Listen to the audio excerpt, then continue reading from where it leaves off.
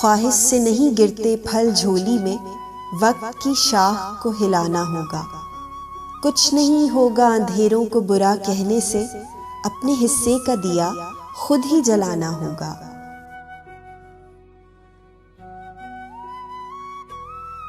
अगर रास्ता खूबसूरत है तो मालूम करो कि किस मंजिल को जाता है, लेकिन अगर मंजिल खूबसूरत है तो रास्ते की परवाह मत करो।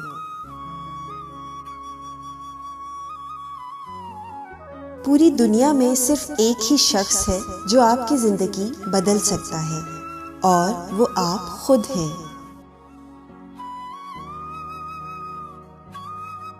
माजी कभी बदला नहीं जा सकता, लेकिन हाल और मुस्तकबिल को बदलना अब भी आपके अपने हाथ में है।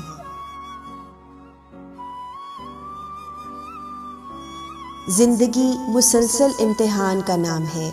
यहाँ 10 बार गिरने के बाद 11वीं बार उठ जाने का नाम कामयाबी है।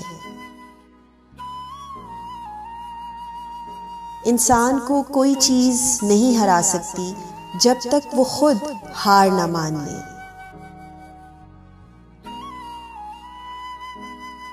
हर तूफान आपकी जिंदगी को तबाह करने के लिए नहीं आता, कुछ तूफान रास्ते साफ करने के लिए आते हैं।